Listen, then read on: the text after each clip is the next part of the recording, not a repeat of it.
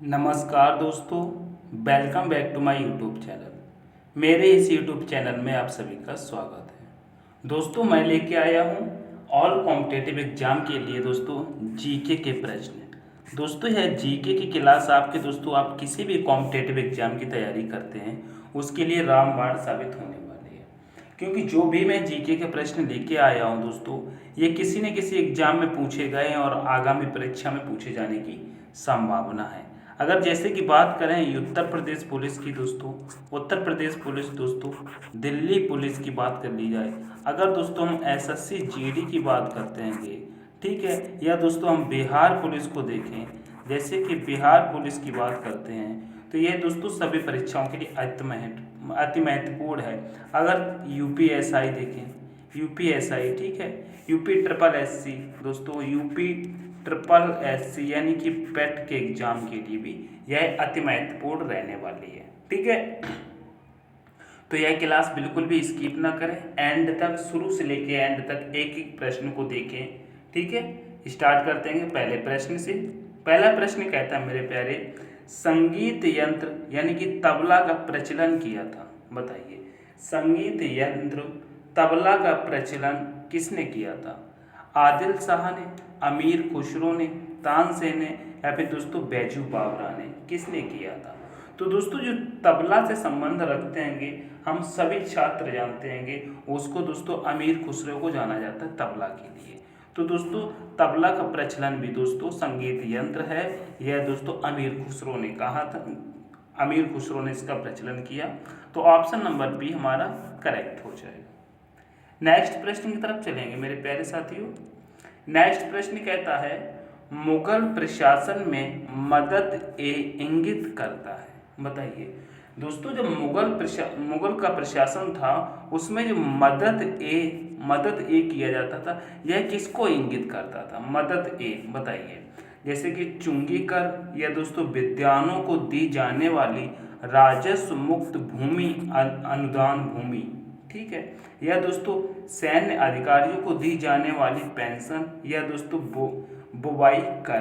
तो दोस्तों जो मदद ए इंगित करता है, यह दोस्तों किससे संबंध रखता है? मुगल प्रशासन में। तो बड़े अच्छे से दोस्तों देखना है, यह करता है विद्वानों को दी जाने वाली राजस्व मुक्त अनुदान भूमि। दोस्तों उनको जो मुफ्त में भूमि दी जाती थी उसको कहते थे मदद ए, ठीक है, याद रखना है। तो ऑप्शन नंबर बी हमारा करेक्ट हो जाएगा, ठीक है। आगे बढ़ेंगे, नेक्स्ट प्रश्न देखते हैं। नेक्स्ट प्रश्न कह रहा है, दास्तान ए अमीर हमजा का चित्रांकन किसके द्वारा किया गया था? बताइए, दास्तान ए अमीर हमजा का चित्रांकन किसके द्वारा किया गया था? आप दोस्तों प्रश्न देख रहे हैं, इसी प्रकार से प्रश्न एग्जाम को देखने में मिलते हैं जिनमें बच्चे कंफ्यूज हो जाते हैं। क्या? दास्तान ए अमीर हमजा का चित्रांकन किसने किया था? अब्दुल समद ने, मंसूर ने, मीर सैयद अली ने, या दोस्तों अबुल हसन ने? बताइए किसने किया था? तो दोस्तों जो है अमीर हमजा है, इसका चित्रांकन किसने किया था? तो दोस्तों मीर सैयद अली ने किया था। किसने किया था? Mir Syed Ali. Option number C एकदम करेक्ट हो जाएगा, ठीक है मेरे प्यारे साथियों। आगे बढ़ते हैं नेक्स्ट प्रश्न की तरफ। नेक्स्ट प्रश्न कह रहा है, इंडिया डिवाइडेड पुस्तक के लेखक कौन थे? बताइए, इंडिया डिवाइडेड पुस्तक के लेखक कौन थे? बताइए, मौलाना अबुल कलाम आज़ाद, डॉक्टर राजेंद्र प्रसाद, नरेंद्र देव, या दोस्तों आसफ अली? अगर दोस्तों इंडिया डिवाइडेड पुस्तक की बात की जाती है तो यहाँ पर मेरे प्यारे साथियों डॉक्टर राजेंद्र प्रसाद को याद किया जाता है। किसे? डॉक्टर राजेंद्र प्रसाद। तो ऑप्शन नंबर बी हमारा एकदम करेक्ट हो जाएगा, ठीक है। आगे बढ़ते हैं मेरे प्यारे साथियों। नेक्स्ट प्रश्न कह रहा है, वर्ष 1946 में दोस्तों, वर्ष 1946 में चुनाव के पश्चात मुस्लिम लीग ने किस प्रांत में अपनी सरकार बनाई थी? बताइए, वर्ष 1946 के चुनाव के पश्चात मुस्लिम लीग ने किस प्रांत में अपनी सरकार बनाई थी? बंगाल में, उत्तर पश्चिम सीमा प्रांत में, पंजाब में, या दोस्तों बिहार में? बताइए मुस्लिम लीग ने अपनी सरकार कहाँ बनाई थी? तो सभी मेरे प्यारे दोस्त बताएंगे मुस्लिम लीग ने कहाँ पर अपनी सरकार बनाई थी। वह दोस्तों पंजाब में बनाई थी। कहाँ बनाई थी? पंजाब में बनाई थी। इस पंजाब को दोस्तों 5 नदियों की भूमि कहते हैं। क्या कहते हैं? 5 नदियों की भूमि। 5 नदियों की भूमि किसे कहते हैं? पंजाब को कहते हैं। याद रखना है। अगर मुस्लिम लीग की स्थापना कब हुई थी बताइए? मुस्लिम लीग की स्थापना कब हुई थी बताइए? स्थापना की बात करते हैं, इसकी स्थापना कब हुई थी मुस्लिम लीग की? तो सभी मेरे प्यारे साथी बताएंगे 1906 में इसकी स्थापना हुई थी। ठीक है। अगर बंगाल विभाजन की बात करते हैं, बताइए बंगाल विभाजन कब हुआ था? बंगाल विभाजन बताइए, बंगाल विभाजन कब हुआ था? तो सभी मेरे दोस्त बताएंगे यह 1905 में हुआ था। कब हुआ था? 1905 में। याद रखना है। ठीक है। नेक्स्ट प्रश्न देखेंगे। नेक्स्ट प्रश्न कहता है राजपूताना मध्य भारत सभा का प्रथम अधिवेशन वर्ष 1919 में कहाँ हुआ था? बताइए।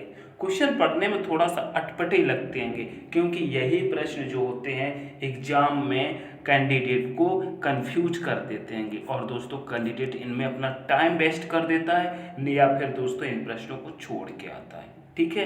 तो दोस्तों प्रश्न को एक बार फिर से पढ़ेंगे। राजपूताना मध्य भारत सभा का प्रथम अधिवेशन वर्ष 1919 में कहाँ हुआ था? बताइए। दिल्ली, अजमेर, इंदौर, उदयपुर। कहाँ हुआ था मेरे प्यारे साथी? तो इसका सब लोग राइट आंसर बताएंगे। यह अजमेर में हुआ था। कहाँ हुआ था? अजमेर में हुआ था। ऑप्शन नंबर बी एकदम करेक्ट हो जाएगा। क्या होगा? ऑप्शन नंबर बी करेक्ट हो जाएगा। दोस्तों एक बात आपसे कहना चाहूँगा, अगर प्रश्न आपको पसंद आ रहे हैं तो एक बार वीडियो को लाइक करके अपने सभी दोस्तों के साथ शेयर करके चैनल को सब्सक्राइब जरूर करते चलें। ठीक है। ज़्यादा टाइम नहीं वेस्ट करूँगा आपका। चलते हैं नेक्स्ट प्रश्न की तरफ। नेक्स्ट प्रश्न कह रहा है द्वितीय गोलमेज सम्मेलन में कांग्रेस का प्रतिनिधित्व किसने किया था? बताइए। द्वितीय गोलमेज सम्मेलन, दोस्तों यहाँ पे द्वितीय लिखा है, यहाँ पर आप लोग कर लेना द्वितीय या फिर दोस्तों दूसरा। ठीक है। द्वितीय या फिर दूसरा। द्वितीय गोलमेज सम्मेलन में कांग्रेस का प्रतिनिधित्व किसने किया था? बताइए। जवाहरलाल नेहरू, मोतीलाल नेहरू, अबुल कलाम आजाद या दोस्तों महात्मा गांधी। किसने किया था? बताइए। तो सभी मेरे प्यारे साथी बताएंगे महात्मा गांधी ने किया था। किसने किया था? महात्मा गांधी ने किया था। ऑप्शन नंबर मेरे प्यारे साथी डी करेक्ट हो जाएगा। नेक्स्ट प्रश्न कहता है निम्न में से किस एक ने सुभाष चंद्र बोस को देश नायक कहा था? बताइए। निम्न में से किसने सुभाष चंद्र बोस को देश नायक कहा था? आपके ऑप्शन है मेरे प्यारे साथी महात्मा गांधी, राम मनोहर लोहिया, रविंद्रनाथ टैगोर या दोस्तों सरदार वल्लभ भाई पटेल। तो दोस्तों सुभाष चंद्र बोस को देश नायक किसने कहा था? तो दोस्तों रविंद्रनाथ टैगोर ने कहा था। किसने कहा था? रविंद्रनाथ टैगोर ने कहा था। ऑप्शन नंबर सी एकदम करेक्ट हो जाएगा। ठीक है। आगे बढ़ेंगे। नेक्स्ट प्रश्न कहता है 1857 की क्रांति के निम्नलिखित नेताओं में से किसका वास्तविक नाम रामचंद्र पांडुरंग था? बताइए। 1857 की क्रांति हुई थी, उनमें से दोस्तों अगर जो नेता थे उनमें से किसका वास्तविक नाम रामचंद्र पांडुरंग था? बताइए। कुंवर सिंह का, नाना साहेब का, तात्या टोपे का या दोस्तों मंगल पांडे का? अगर दोस्तों रामचंद्र पांडुरंग की बात की जाती है यह किसका नाम था? तो दोस्तों तात्या टोपे का था। किसका था? तात्या टोपे का था। और तात्या टोपे को दोस्तों किस शहर से जाना जाता है? मेरे प्यारे साथी सभी लोग बताएंगे तात्या टोपे को कानपुर से जाना जाता है। कहाँ से दोस्तों? कानपुर से। इन्होंने कहाँ से भाग लिया था? कानपुर से लिया था। आप बताइए, अगर उत्तर प्रदेश पुलिस की तैयारी करने वाले मेरे सभी छात्रों को मालूम होना चाहिए 1857 की क्रांति का विद्रोह सर्वप्रथम कहाँ पर हुआ था। सर्वप्रथम कहाँ पर हुआ था, तो मेरे सभी लोग बताएंगे उत्तर प्रदेश का जिला है। वह जिला कौन सा है दोस्तों, वह जिला है दोस्तों मेरठ। मेरठ, जिसको दोस्तों खेल के सामान के लिए जाना जाता है। 1857 का विद्रोह सर्वप्रथम दोस्तों मेरठ में हुआ था। ठीक है, नेक्स्ट देखेंगे। नेक्स्ट प्रश्न कहता है सब्जी उत्पादन भारत का स्थान है, बताइए। यानी कि सब्जी उत्पादन में भारत का कौन सा स्थान है, बताइए। प्रथम स्थान हो जाएगा, दूसरा, चौथा या दोस्तों पांचवा, बताइए।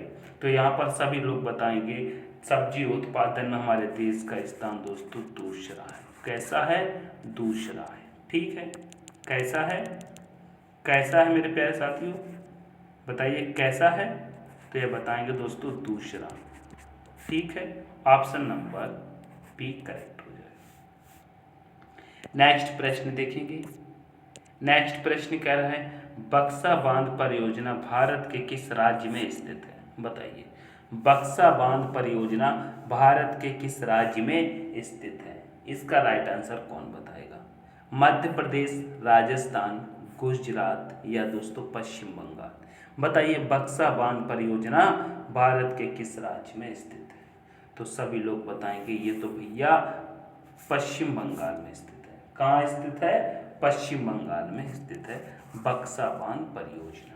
ठीक है, आगे बढ़ेंगे। नेक्स्ट प्रश्न कह रहा है दोस्तों भारत के जिस राज्य में उसके क्षेत्रफल का अधिकतम प्रतिशत उद्यानों के अंतर्गत आता है वह राज्य कौन सा है, बताइए। भारत का वह राज्य कौन सा है जिसका क्षेत्रफल अधिकतम प्रतिशत में दोस्तों उद्यानों के अंतर्गत आता है, बताइए कौन सा राज्य हो जाएगा, बताइए। उत्तर प्रदेश, त्रिपुरा, सिक्किम या दोस्तों बिहार, तो सभी मेरे प्यारे दोस्त बताएंगे उद्यानों के मामले में प्रतिशत में देखा जाता है क्षेत्रफल, तो दोस्तों सिक्किम आता है। कौन सा आता है, सिक्किम आता है। ऑप्शन नंबर सी करेक्ट हो जाएगा। सिक्किम दोस्तों कैसा राज्य है, बताइए। सबसे कम जनसंख्या वाला राज्य, सबसे कम जनसंख्या दोस्तों कहाँ पर है, सिक्किम में। सबसे ज़्यादा जनसंख्या कहाँ पर है दोस्तों, सबसे ज़्यादा जनसंख्या कहाँ पर है, वह दोस्तों उत्तर प्रदेश में। ठीक है, याद रखना है। नेक्स्ट प्रश्न देखेंगे। नेक्स्ट प्रश्न है दोस्तों भारत का वह राज्य जो कपास, मूंगफली, नमक व दूध के उत्पादन में प्रथम स्थान पर है, बताइए। भारत का वह राज्य जो कपास, मूंगफली, नमक व दूध के उत्पादन में प्रथम स्थान पर है। आपके ऑप्शन महाराष्ट्र, पंजाब, राजस्थान, गुजरात। तो यहाँ पर बताइए कौन सा राज्य होना चाहिए। तो यहाँ पर आप देख सकते हैं कि नमक की बात की जा रही है, नमक की बात की जा रही है। आप सिर्फ नमक को याद रखिए, तो दोस्तों कहीं ना कहीं समुद्र का किनारा लगता है। ठीक है, नमक की बात की जा रही है। ठीक है, समुद्र का किनारा लगता है, तो क्या महाराष्ट्र, पंजाब, राजस्थान। आप समुद्र से दोस्तों समुद्री सीमा याद होना चाहिए आपको। सबसे ज़्यादा किसकी लगती है, गुजरात की। तो दोस्तों गुजरात में मूंगफली भी होती है, कपास भी होती है, अब दोस्तों दूध की भी मात्रा देखने को मिलती है और नमक। तो ऑप्शन नंबर डी हमारा करेक्ट हो जाएगा। ठीक है, आगे बढ़ेंगे। नेक्स्ट प्रश्न कह रहा है जब पुष्कर की पहाड़ियों में भारी वर्षा होती है तो बाढ़ कहाँ आती है, बताइए। जब पुष्कर की पहाड़ियों में भारी वर्षा होती है तो बाढ़ कहाँ आती है। अजमेर, सवाई माधोपुर, बताइए, बालोतरा या दोस्तों सोजत में। कहाँ दोस्तों बाढ़ सबसे ज़्यादा आती है, जब पुष्कर की पहाड़ियों में भारी वर्षा होती है। तो मेरे प्यारे साथी सभी बताएंगे ये तो सवाई माधोपुर में आती है। कहाँ, Sawai Madhopur. Option number B correct हो जाएगा। कहाँ आती है दोस्तों, सवाई माधोपुर। नहीं दोस्तों, सवाई माधोपुर नहीं होना चाहिए। जब पुष्कर की पहाड़ियों में भारी वर्षा होती है तो सबसे ज़्यादा बाढ़ कहाँ आती है, तो इसका राइट तो दोस्तों अजमेर होना चाहिए। राइट आंसर अजमेर होना चाहिए। क्या होना चाहिए, अजमेर इसका आंसर होना चाहिए और ऑप्शन नंबर ए करेक्ट हो जाएगा। ठीक है, आगे बढ़ेंगे। नेक्स्ट प्रश्न है, ओखा बंदरगाह किस राज्य में स्थित है? बताइए, ओखा बंदरगाह किस राज्य में स्थित है? मध्य प्रदेश, राजस्थान, गुजरात या दोस्तों महाराष्ट्र। बताइए कहाँ पर स्थित है? ओखा बंदरगाह की बात करते हैं तो यह किस राज्य में स्थित है? तो दोस्तों ऑप्शन नंबर सी करेक्ट हो जाएगा। यह गुजरात में स्थित है। ऑप्शन नंबर सी करेक्ट हो जाएगा। नेक्स्ट प्रश्न देखेंगे। नेक्स्ट प्रश्न कहता है दोस्तों, मोका कॉफी कहाँ उगाई जाती है? बताइए, मोका कॉफी कहाँ उगाई जाती है? इराक में, ब्राजील में, अर्जेंटीना में या दोस्तों यमन में? बताइए, मोका कॉफी कहाँ उगाई जाती है? तो सभी मेरे दोस्त बताएंगे यह तो यमन देश में उगाई जाती है। कहाँ पर? यमन देश में मोका कॉफी। ठीक है। अगर दोस्तों भारत में पूछा जाता है कॉफी में सबसे अधिक कॉफी का उत्पादन सबसे अधिक किस राज्य में होता है, तो सभी मेरे दोस्त बताएंगे यह तो दोस्तों कर्नाटक में होता है। कहाँ पर होता है? कर्नाटक में। नेक्स्ट प्रश्न देखेंगे। नेक्स्ट प्रश्न है, माउंट एटना ज्वालामुखी किस देश में स्थित है? बताइए, माउंट एटना ज्वालामुखी किस देश में स्थित है? जापान, इटली, रूस, अमेरिका। बताइए, माउंट एटना ज्वालामुखी की जब भी बात आती है तो बताओ यह किस राज्य में स्थित है? तो सभी दोस्त बताएंगे माउंट एटना दोस्तों यह तो इटली में स्थित है। कहाँ स्थित है? इटली में स्थित है और ऑप्शन नंबर बी करेक्ट हो जाएगा। आगे बढ़ेंगे। नेक्स्ट प्रश्न कह रहा है दोस्तों बताना, पंचभद्रा झील भारत के किस राज्य में स्थित है? बताइए, पंचभद्रा झील भारत के किस राज्य में स्थित है? मध्य प्रदेश, उत्तर प्रदेश, राजस्थान या दोस्तों आंध्र प्रदेश। बताइए, पंचभद्रा झील कहाँ स्थित है? तो मेरे प्यारे साथियों यह राजस्थान में स्थित है। कहाँ स्थित है? पंचभद्रा झील राजस्थान में स्थित है। ऑप्शन नंबर सी करेक्ट हो जाएगा दोस्तों। ऑप्शन नंबर सी करेक्ट हो जाएगा। जैसमंद झील की बात की जाती है तो वो भी राजस्थान में स्थित है। नेक्स्ट प्रश्न कह रहा है, सोमनाथ मंदिर भारत पर्यटन स्थल स्थित है। बताइए, सोमनाथ मंदिर भारत के पर्यटन स्थल स्थित है। बताइए, सोमनाथ मंदिर कहाँ स्थित है? उड़ीसा, गुजरात, मध्य प्रदेश, इनमें से कोई नहीं।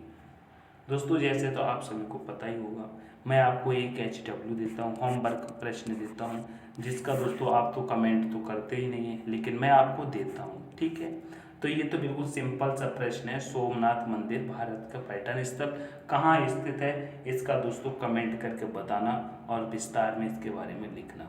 ठीक है, क्योंकि मंदिर से आपके लिए कोई एक न एक प्रश्न आता जरूर है। ठीक है, तो इस प्रश्न का आंसर आप लोग कमेंट में देंगे, सोमनाथ मंदिर। ठीक, आपके 3 ऑप्शन है, चौथा ऑप्शन इनमें से कोई नहीं, तो आप बड़ी आसानी से बता सकते हैं। नेक्स्ट प्रश्न देखते हैं कि लंदन किस नदी के किनारे स्थित है? बताइए, लंदन किस नदी के किनारे स्थित है? थेम्स, नील, हडसन या दोस्तों सिंधु। लंदन की बात की जाती है तो यह दोस्तों थेम्स नदी या दोस्तों टेम्स नदी, या थेम्स या दोस्तों टेम्स, 2 प्रकार से ऑप्शन आते हैं। या तो आपको थेम्स मिलेगा या दोस्तों आपको टेम्स मिलेगा, जो भी मिले आप ऑप्शन लगा देना। यहाँ पर आपका ऑप्शन नंबर ए करेक्ट हो जाएगा। ठीक है, नेक्स्ट प्रश्न देखेंगे। नेक्स्ट प्रश्न कह रहा है दोस्तों, अगस्त 2023 में किसे उत्तर प्रदेश का मुख्य चुनाव आयुक्त नियुक्त किया गया था?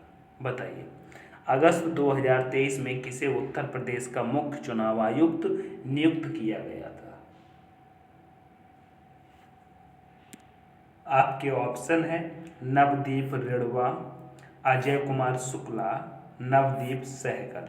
बताइए, 2023 में उत्तर प्रदेश का मुख्य चुनाव आयुक्त किसे नियुक्त किया गया था? यह दोस्तों आईएएस अधिकारी हैं। 1999 की रैंक में इन्होंने दोस्तों आईएएस 1999 बैच के यह अधिकारी हैं दोस्तों। तो दोस्तों नवदीप रेणवा हो जाएंगे। ठीक है, ऑप्शन नंबर ए करेक्ट हो जाएगा। नेक्स्ट प्रश्न देखेंगे।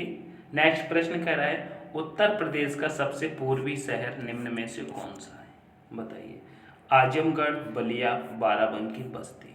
पूर्वी शहर की बात की गई है दोस्तों, तो सभी लोग बताएंगे ये तो बलिया हो जाएगा। कौन सा? बलिया हो जाएगा।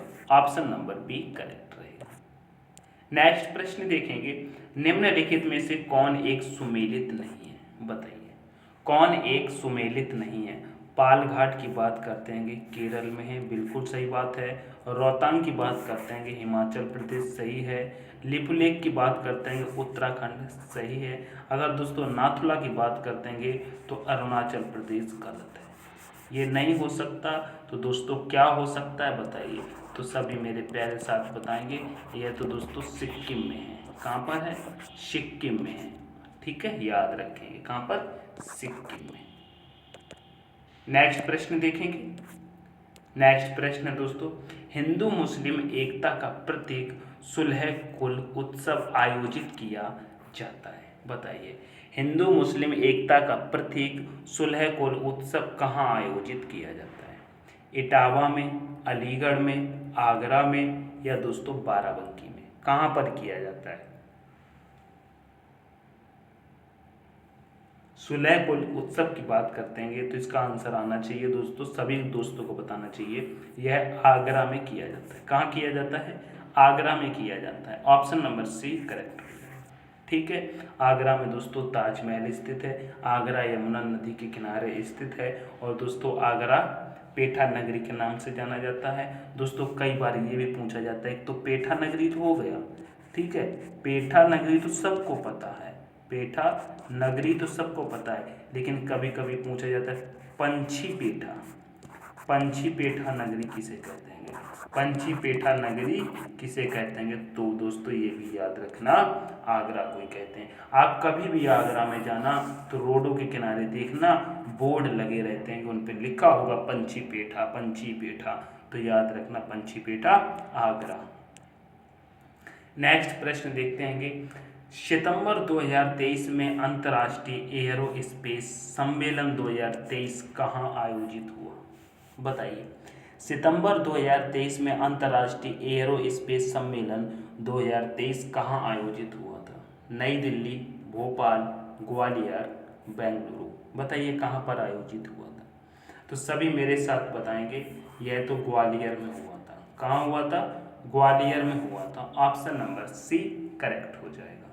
ठीक है, ऑप्शन नंबर सी एकदम करेक्ट हो जाएगा। नेक्स्ट प्रश्न देखेंगे। नेक्स्ट प्रश्न कहता है दोस्तों, अशोक ने किस बौद्ध साधु से प्रभावित होकर बौद्ध धर्म अपनाया, बताइए। अशोक ने किस बौद्ध साधु से प्रभावित होकर बौद्ध धर्म अपनाया था? विष्णुगुप्त, उपगुप्त, ब्रह्मगुप्त, या दोस्तों बृहदत्त, बताइए।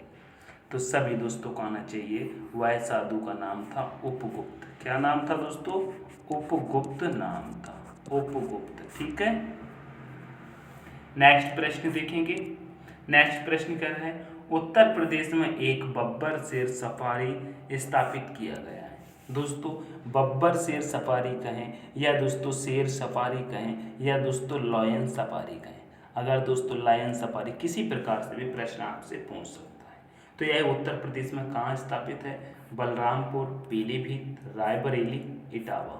तो दोस्तों सभी दोस्तों का आंसर आना चाहिए, यह तो इटावा में स्थित है। कहाँ स्थित है? इटावा में स्थित है शेर सफारी, इटावा में।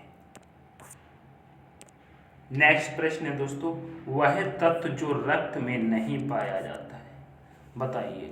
वह कौन सा तत्व है मेरे प्यारे साथियों जो आपके खून में ही नहीं पाया जाता है, यानी कि रक्त में नहीं पाया जाता है? लोहा भैया पाया जाता है, तांबा पाया जाता है, मैग्नीशियम पाया जाता है, लेकिन अगर क्रोमियम की बात करते हैं कि यह खून में कहाँ से आ जाएगा मेरे भैया, तो ऑप्शन नंबर सी एकदम करेक्ट हो जाएगा।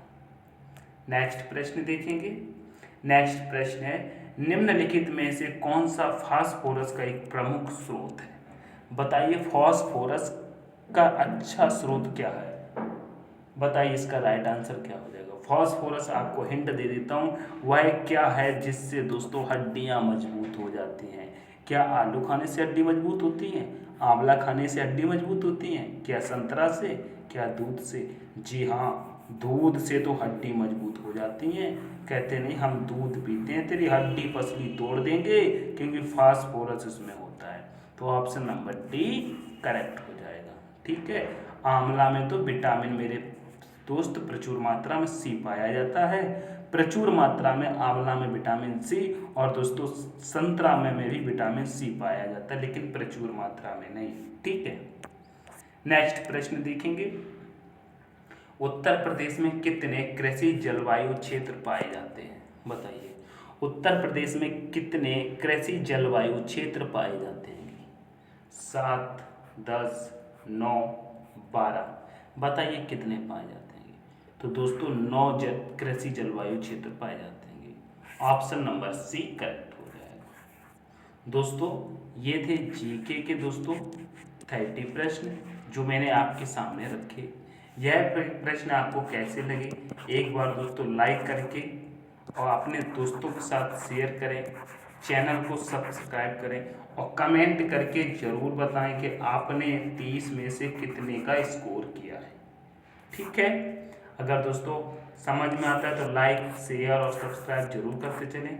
इससे दोस्तों आपका कुछ नहीं जाता है, हमको सिर्फ आपके ये लाइक शेयर सब्सक्राइब करने से एक मोटिवेट मिलता है, जिससे मैं आपके लिए आपके उज्जवल भविष्य के लिए हमेशा निरंतर मेहनत करता रहता हूँ, ऐसी क्लासें लाता रहता हूँ। तो दोस्तों इसके लिए आपको एक बार लाइक शेयर सब्सक्राइब जरूर करना है।